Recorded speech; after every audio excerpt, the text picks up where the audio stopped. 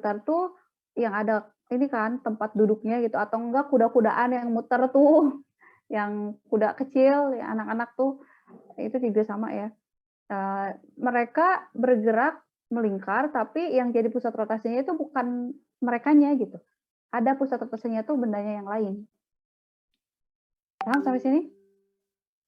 Bedanya? Paham, Bu. Jadi pusat rotasinya tidak ada di benda itu kalau gerak melingkar, pusat putarannya ya. Untuk outline hari ini kita akan ya tadi gerak rotasi versus gerak melingkar udah dijelasin ya, kalian juga udah bisa jawab. Kemudian GMB dan GMBB. GMB itu gerak melingkar beraturan dan GMBB gerak melingkar berubah beraturan. Sama seperti gerak lurus ya.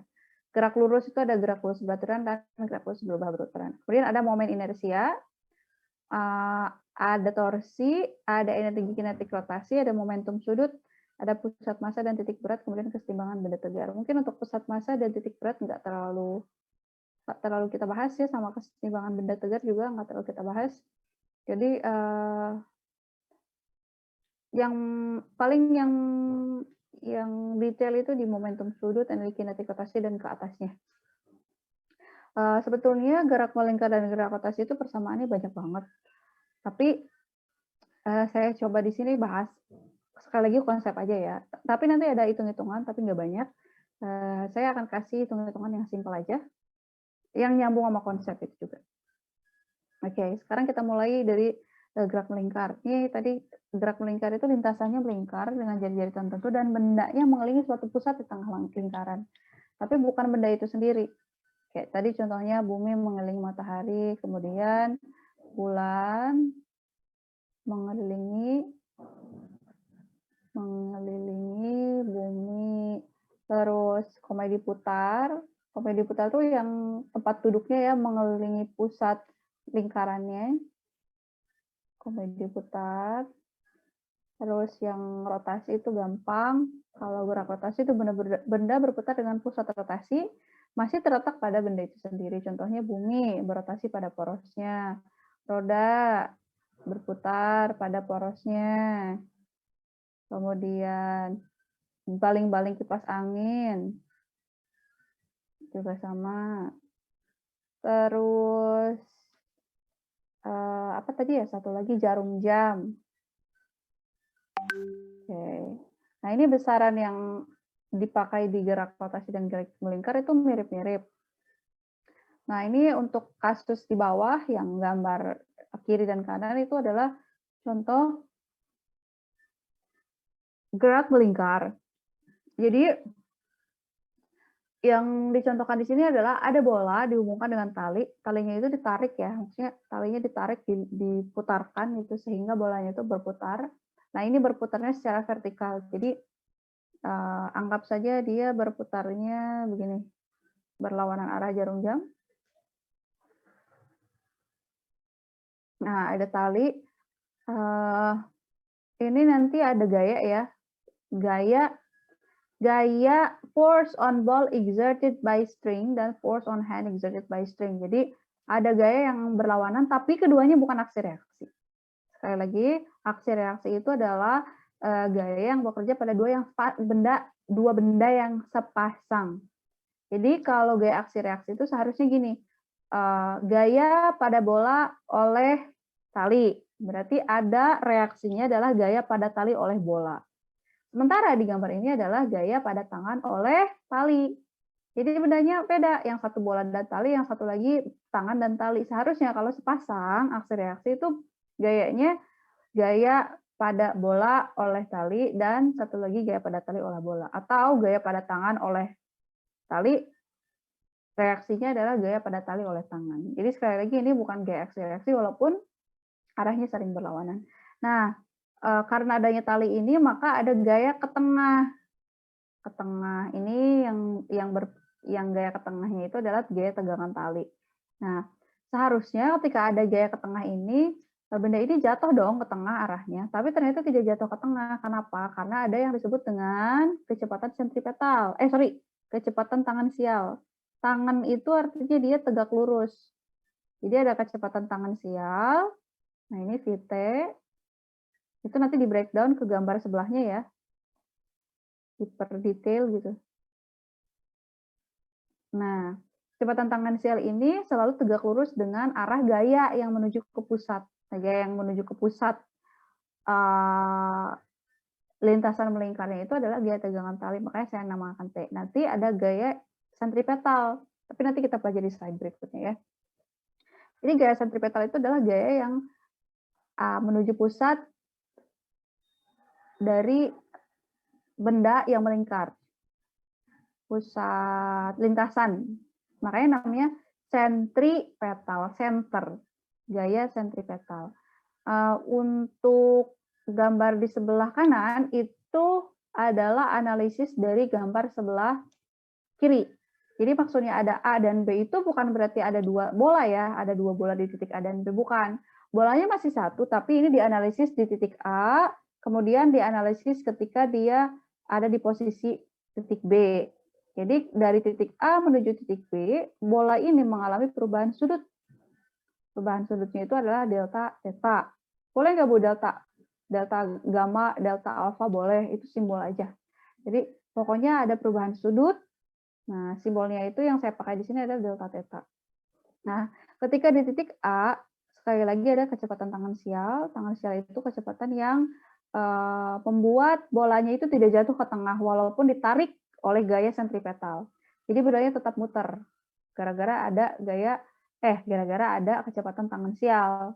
Kalau tidak ada kecepatan tangensial, maka benda itu ketika habis diputerin ya langsung jatuh ke tengah aja, nggak akan bisa muter beberapa kali putaran.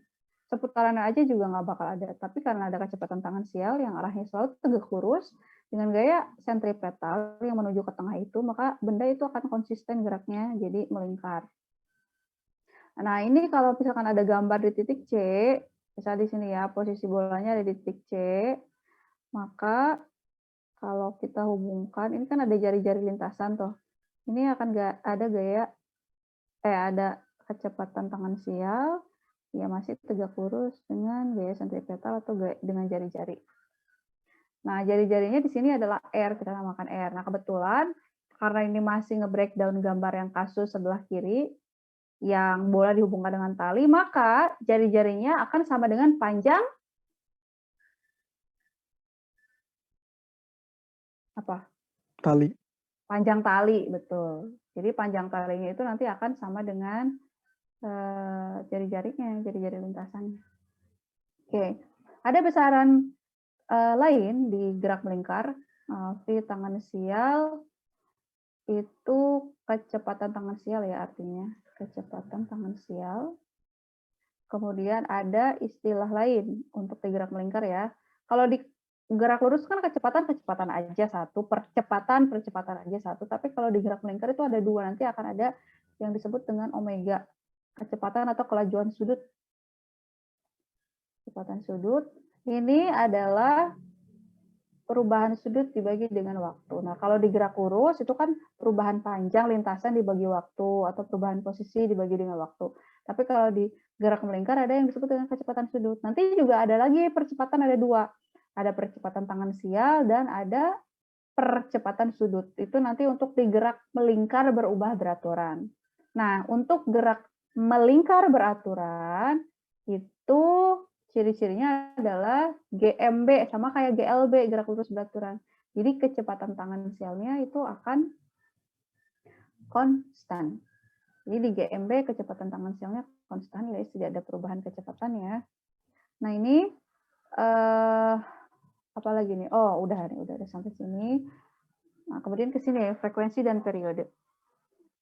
Di gerak melingkar tidak hanya di gelombang ya, pelajaran gelombang mungkin teman-teman masih ingat yang satu bukit satu lembah itu dulu waktu SMA ada frekuensi dan periode gelombang. Tapi sebetulnya frekuensi itu nggak cuma di gelombang, di gerak melingkar juga ada. Jadi persamaannya itu adalah teman-teman bisa lihat untuk periode adalah waktu untuk bergerak melingkar dibagi dengan jumlah putaran yang ditempuh. Jadi seberapa banyak putarannya atau lingkaran yang ditempuh. Ini boleh melingkar, boleh putaran, bebas ya. Boleh dua-duanya dipakai untuk gerak melingkar atau gerak rotasi sama. Untuk frekuensi itu kebalikan dari periode. Jadi banyaknya putaran per satuan waktu. Jadi ini kalau dihubungkan persamaannya jadi begini. Atau pakai yang mana? Yang mana aja, gimana yang diketahuinya. Gitu. Nah, misal nih ada keterangan. Keterangan di spek roda. Rodanya itu maksimal berputar dengan misalnya berapa ya? Yang masuk akal tuh 50 deh. Jangan 60 aja. Dengan 60 RPM. Nah, kalau ada tulisan RPM, ini maksudnya adalah rotasi per menit. Jadi 60 RPM itu maksudnya adalah 60 rotasi per menit atau 60 rotasi dalam 1 menit. Gitu. Arti dari 60 RPM ya. Kalau misalkan tulisannya 600 RPM, berarti 600 rotasi dalam 1 menit, per menit. Per menit itu maksudnya per 1 menit, per jam itu per 1 jam. Per kilometer itu artinya per 1 kilometer. Itu. Untuk satuan ya, arti dari satuan. Jadi kalau misalkan kita mau mencari periodenya, periode dari roda yang berputar dengan 60 RPM, kecepatan 60 RPM, itu bisa dicari dari persamaan yang atas, waktu untuk bergeraknya dibagi jumlah putaran. Nah, waktu yang diketahuinya untuk bergerak ternyata dalam 1 menit, rodanya itu berputar sebanyak 60 kali, 60 putaran. Maka, dalam fisika kita biasanya pakai satuan SI kan. Jadi 1 menit ini kita convert dulu ke second. Jadi ada 60 second per 60 putaran. Maka berarti jadi 1 second per putaran ya, per putaran. Jadi artinya waktu yang dibutuhkan untuk roda itu berputar sebanyak 1 putaran adalah 1 second atau 1 second per 1 putaran. Itu arti dari periode 1 S per put, atau ini biasanya ditulisnya langsung aja 1 per S. Itu putarannya nggak ditulisin lagi. Nah, kalau frekuensi kebalikannya dari periode. Itu jumlah putaran, atau tinggal 1 per T juga bisa ya, tapi kita pakai rumus yang atas dulu aja.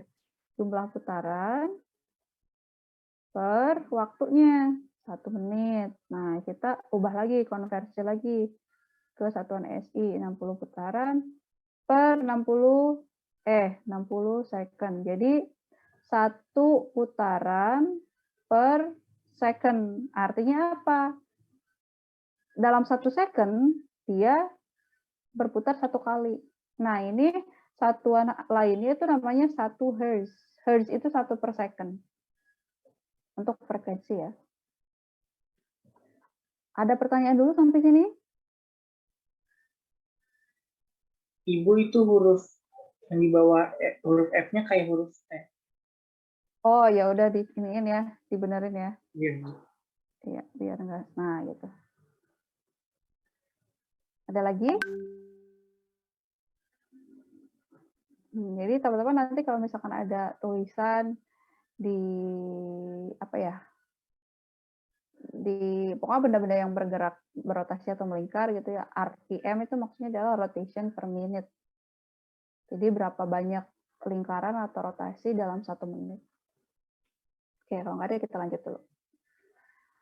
Percepatan dan gaya sentripetal. Nah, yang tadi saya bilang, pada beberapa benda yang geraknya melingkar, boleh melingkarnya sempurna, 1 lingkaran, boleh melingkarnya cuma nikung aja, nikung kayak dibelokkan ya, di mobil gitu, mobil, motor, sepeda, pokoknya di tikungan, itu kan nggak selalu dia 1 lingkaran penuh.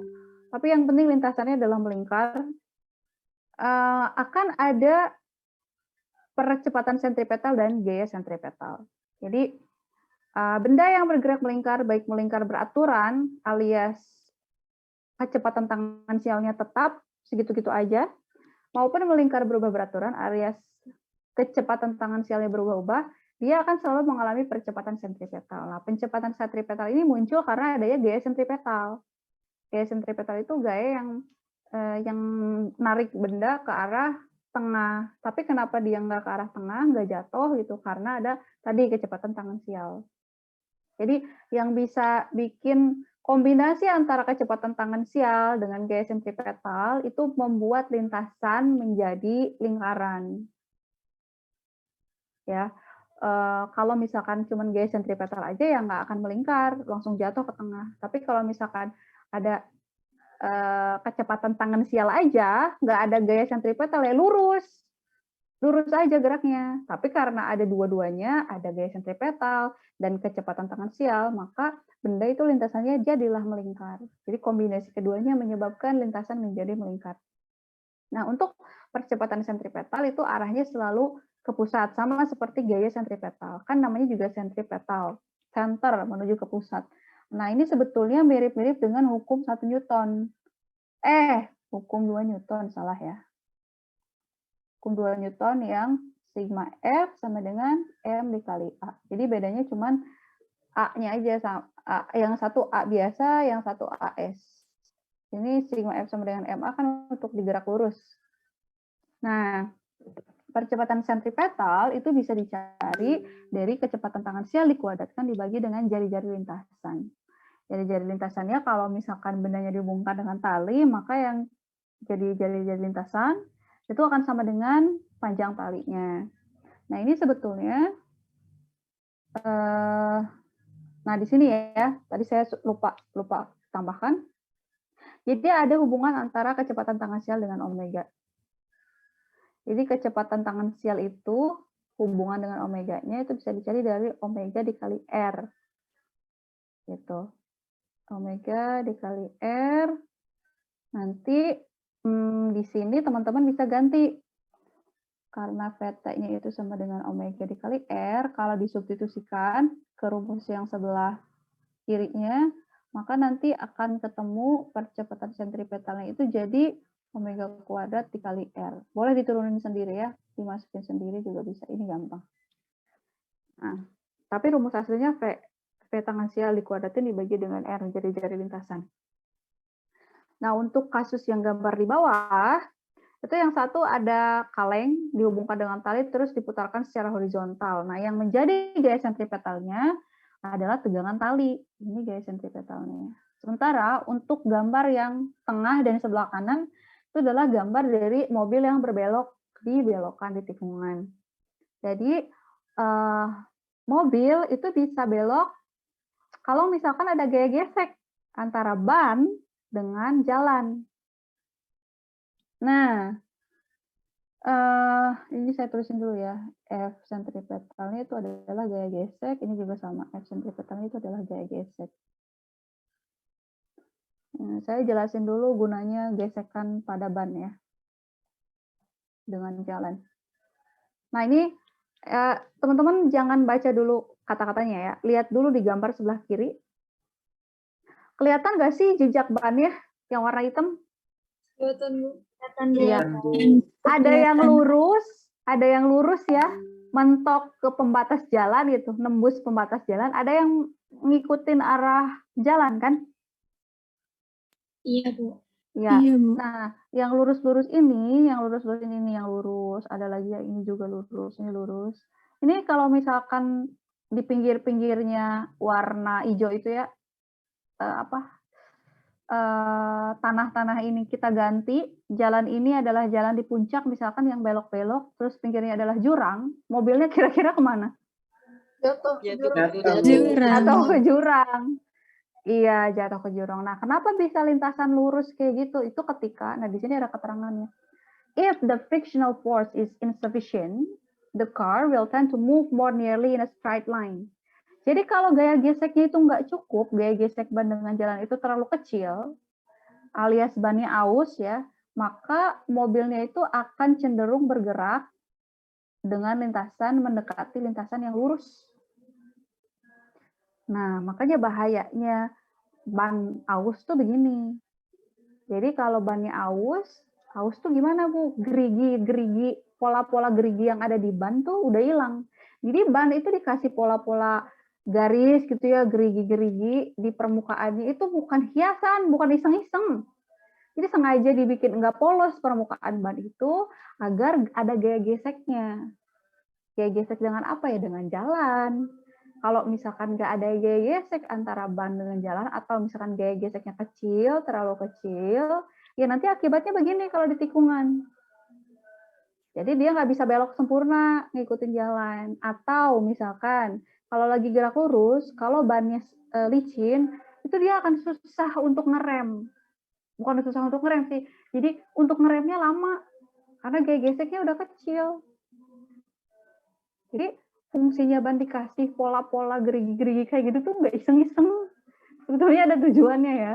Makanya kenapa ban motor, ban mobil harus diganti, ya tujuannya demi keselamatan. Karena kalau misalkan udah usang gitu, udah aus, udah ya pokoknya kalau hujan udah licin lah gitu, udah nggak bisa muter malah, ya udah itu membahayakan yang mengendarainya. Ya, jadi sekali lagi pada itu dibikin berbentuk pola-pola di permukaan itu nggak sembarangan. Itu ada tujuannya untuk memperbesar gaya gesek, tapi nggak gede-gede banget juga gaya geseknya. Kalau terlalu besar gaya gesek ban sama jalannya terlalu besar, ya nanti bannya cepat panas. Ya cepat, apalagi kalau misalkan karetnya jelek nih, udah mah cepat panas, karetnya jelek, ya udah cepat melar. Cepat jelek juga nanti harus diganti lagi. Jadi apa ya, teknologi pembuatan ban itu nggak main-main. Intinya gitu ya. Walaupun cuma ban doang, tapi tidak main-main. Jadi harus diperhitungkan segala faktornya. Terutama ya kendaraan, karena kan kendaraan yang bawa manusia gitu. Kalau tidak bagus, ya akan merugikan manusianya juga. Oke, sekarang kita nyambung ke kalimat bawahnya. As long as the tires do not slip, the friction is static katanya. Jadi kalau misalkan tidak slip, friction-nya itu, gaya geseknya itu adalah statik. Tapi kalau misalkan slip, gaya geseknya adalah kinetik. Kenapa bisa seperti itu? Nah, ini nyambung ke gaya gesek kinetik dan gaya gesek statis ya. Saya jelasin pakai ilustrasi aja lah di sini. Bentar. Di gambar bawahnya aja kalau kayak gitu. Jadi ini saya gambar satu roda. Roda itu kan dia tersusun atas banyak atom ya, atau molekul. Nah, itu kan atom tuh posisinya beda-beda. Kan ketika di sini posisinya yang bersentuhan, misalkan atom di posisi A. Terus ini ada posisi B, terus ini ada atom di posisi C. Atau kalau nggak kebayang atom, ini aja deh, permen karet. Jadi ceritanya bolanya kita tempelin permen karet. Permen karet di A, permen karet di titik B, permen karet di titik C. Ketika yang nempel ke jalan adalah posisi atau titik A, permen karet yang nempel di titik A, nah dia itu sesaat doang nempel dengan jalan, sesaat doang nempel dengan, jadi bergesekan dengan jalannya sebentar banget, sehingga bisa dibilang gaya gesekan si permen karet di titik A saat bersentuhan dengan jalan itu adalah gaya gesek statis. Karena cuma sebentar, kan ini muter bannya. Kalau muter itu tidak slip ya, ini tidak slip. Tidak slip alias berputar normal. Ini berputar normal, tapi dia tetap sambil maju gitu, menggelinding. Jadi sambil muter, ya bannya tetap maju juga. Nah sekarang saya ganti lagi, posisinya adalah permen karetnya ada di titik B. Permen karetnya tuh ada di titik B. Nah, berarti kan ini titik A udah muter tuh, udah di sini. Nah, sekarang ada di titik B nih permen karetnya. Sekarang nih titik C-nya di sini berarti ya. Nah, ini udah lagi muter. Nah, sama dengan tadi, ketika permen karetnya di titik B, maka dia bersentuhan dengan jalan sesaat banget, sebentar banget. Makanya dia bisa dibilang FG statis. Walaupun ini bendanya bergerak, tidak diam. Kan di pertemuan kedua atau ketiga gitu tentang kinematika, gaya gesek itu dibagi dua, ada gaya gesek statis dan gaya gesek kinetis ya. Gaya gesek statis itu digerak lurus adalah gaya ketika bendanya diam. Jadi tidak bergerak. Tapi kalau misalkan bendanya sudah bergerak, ada gaya gesek, maka dinamakan gaya gesek kinetis. Nah, untuk gerak melingkar atau gerak menggelinding ban seperti ini, itu ada spesifik case. Jadi ada penjelasan khusus ketika kasusnya ditinjau atom per atom atau molekul per molekul, atau misalkan saya analisisnya dengan permen karet yang nempel di beberapa titik gitu ya. Walaupun bendanya sebenarnya bannya lagi bergerak, tidak statis, tapi di titik tertentu ketika menyentuh jalan, itu gaya geseknya adalah gaya gesek statis. Kalau lagi muter kayak begini ya, kalau lagi muter. Nah, tapi kalau misalkan bannya slip, nih pas di titik C, ternyata bannya slip. Slipnya tuh karena apa? Entahlah, pokoknya slipnya licin, bisa kena oli, pas di jalannya ada oli gitu ya, sehingga licin, slip. Ini slip atau licin, atau bahasa gaulnya adalah ngepot. Kalau di bahasa balapan gitu ya, ngepot. Gitu. Nih misalkan di sini di titik C, permen karetnya ada di titik C. Nah dia nggak lagi muter. Kalau slip atau licin dia nggak lagi muter, tapi dia cuma maju doang, nyerosot. Kalau istilah bahasa Sundanya nyerosot. Jadi gaya geseknya itu ini karena maju terus, ini udah aja gitu si ban ini nggak bakal muter, gerak aja ke depan, lurus, ngikutin jalan. Nggak muter lagi, tapi tetap bisa lurus. Kapan lu bisa kayak gitu? Itu kalau misalkan slip itu misalkan permukaannya licin, tergelincir ya, atau pas ngerem, barengan juga lintasannya licin. Jadi bannya itu kendaraannya gerak ke maju gitu ya, ke depan maju, tapi udah nggak muter, cuman maju aja. Nah itu yang disebut dengan slip atau licin atau ngepot. Teman-teman bisa lah lihat di YouTube ya, ban yang slip atau licin atau ngepot itu bentukannya kayak gimana gitu videonya. Nah ini ketika kayak begini, bahkan gaya gesek yang berlakunya adalah gaya gesek kinetis. Gitu. Jadi ada perbaikan term FGS statis dan FGS kinetis di benda yang menggelinding itu beda dengan FGS statis dan FGS kinetis di benda yang lurus. Jadi spesifik case-nya di sini ya. Nah, kenapa dibikin friction-nya besar atau cukup besar gitu ya, nggak terlalu besar juga, ya agar gaya gesek statisnya cukup buat bikin si ban ini kalau misalkan ya belok atau jalan di jalan lurus itu nyengkeram ke jalan.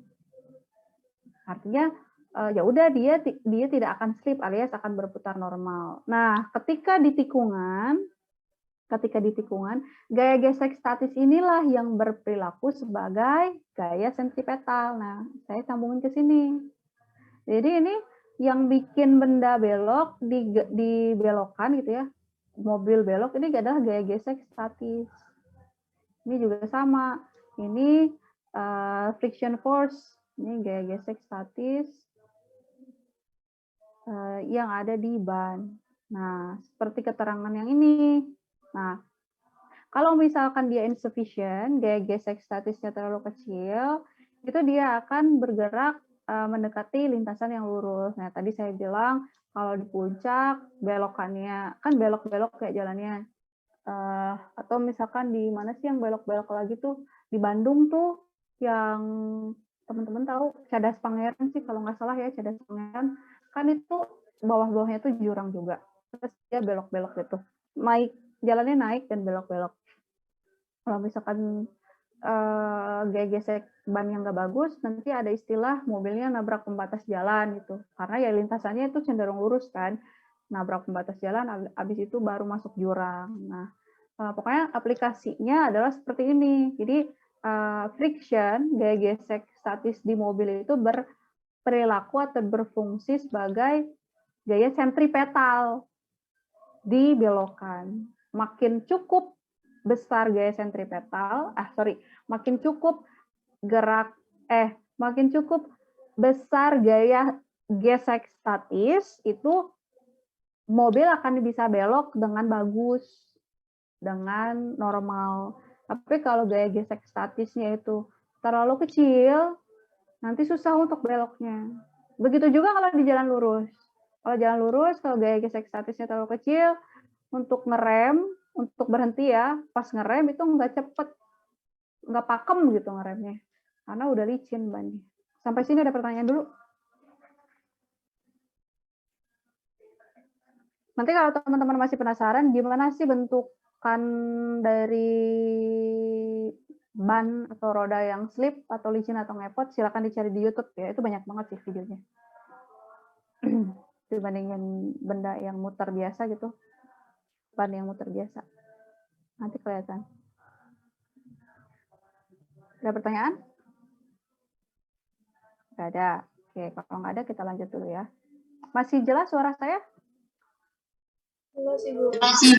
Masih, Bu. Oke. Oh, ngomong-ngomong ini udah direkam belum? Udah, Bu. Udah oke. Nah, aplikasi yang lain dari gaya sentripetal itu adalah di mesin centrifuge. Mesin centrifuge itu dipakai di biologi, kimia, di kedokteran untuk misahin senyawa.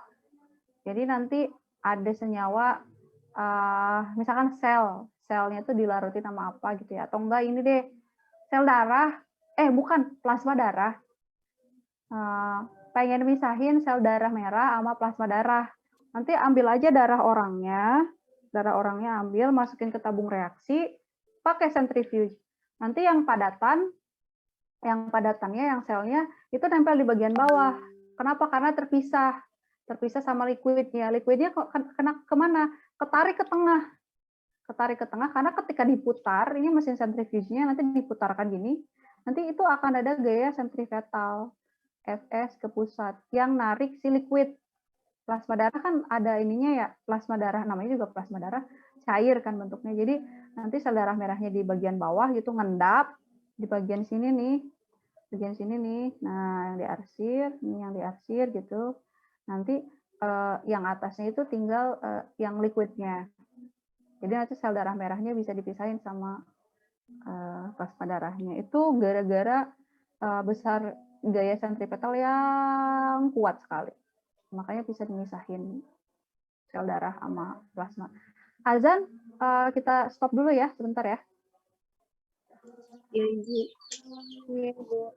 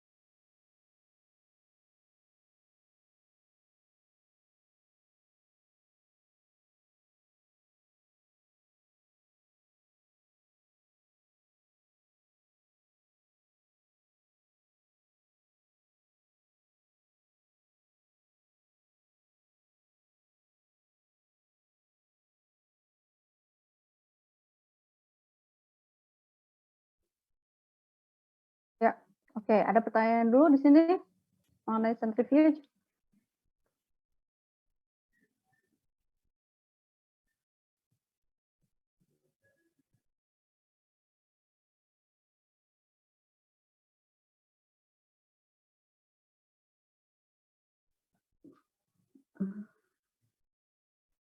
Nah, teman-teman jangan kaget lihat persamaannya ya. Ini ya nggak usah ini cuman tambahan pengetahuan aja. Kalau misalkan mau dipelajari silakan dibaca doang juga nggak apa-apa, dilihat doang juga nggak apa-apa. Jadi ini gerak melingkar beraturan sama kayak GLB. Ada yang melingkar beraturan, ada yang gerak lurus beraturan, ada yang gerak lurus berubah beraturan. Jadi dia analoginya mirip sih. Yang satu gerak lurus, yang satu gerak melingkar. Nah, bedanya di gerak melingkar beraturan itu kecepatan tangan sialnya konstan. Kecepatan sudutnya juga sama, konstan.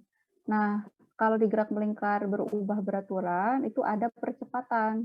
Baik itu percepatan sudut maupun percepatan tangan sial. Jadi untuk di gerak melingkar percepatan gerak itu ada dua. Yang satu percepatan tangan sial dan percepatan sudut. Nah sekarang di GMB kecepatannya ada dua, kecepatan tangan sial dan kecepatan sudut gitu ya. Sama sih di GMBP juga ada kecepatan tangan sial dan kecepatan sudut, tapi dia nilainya berubah. Nanti teman-teman bisa baca sih. Jadi dari tabel ini hanya untuk membantu membedakan aja mana ciri-ciri gerak melingkar dari kecepatan sudut, percepatan sudut dan sebagainya, dan ciri-ciri gerak melingkar berubah beraturan. Oke. Karena ini untuk gambar GMBB ya. Di GMBB itu ada perubahan kecepatan tangan sial, maka nanti akan muncul percepatan tangan sial yang ini. Jadi ada percepatan tangan sial, kemudian itu kan vektor. Nah, percepatan sentripetal itu vektor juga, tapi ngarahnya ke tengah. Karena ada dua vektor yang membentuk sudut 90 derajat, maka ini kan tangan sial gitu ya, ini sentripetal. Kalau diterjemahkan ke sini, maka dia akan ada resultan dari kedua vektor itu. Resultan vektornya itu adalah pakai Pitagoras rumusnya. Nah, ini A total, A resultan. Makanya rumusnya jadi begini. Jadi rumus Pitagoras. Gitu. Ini dari rumus Pitagoras. Nah, percepatan tangan sialnya itu ini sebetulnya pakai delta ya, delta T. Ini bisa pakai delta VT per delta T, atau bisa alfa dikali R. Nah, alfanya itu adalah percepatan sudut. Jadi, kalau ditulis di sini nih, percepatan itu ada dua. Percepatan tangan sial dan percepatan sudut. Kalau di kecepatan itu kecepatan sudut dan kecepatan tangan sial. Ini untuk digerak melingkar ya. Kalau digerak lurus Pak cuma satu, percepatan aja, tangan sial ya. Kecepatan juga kecepatan aja. Jadi bedanya gerak melingkar dan gerak lurus adalah seperti itu. Karena apa? Karena ada perubahan sudut kan. Namanya juga gerak melingkar berarti nanti lintasannya melingkar, berarti benda yang melingkarnya itu mengalami perubahan sudut. Oke. Ini konsepnya, konsep garis besarnya. Nah, ini kemudian ada lanjut ke momen inersia. Momen inersia secara bahasa dan secara rumus ya. Ini momen inersia itu sebenarnya yang paling ngaruh banget di gerak melingkar ya. Jadi pada gerak rotasi itu secara kualitatif, secara konsep, besaran momen inersia itu menentukan sulit atau mudahnya benda untuk berotasi. Jadi kalau momen inersianya besar, maka benda sulit untuk berotasi atau berputar ya. Berotasi atau berputar. Tapi kalau misalkan momen inersianya kecil, itu jadi lebih mudah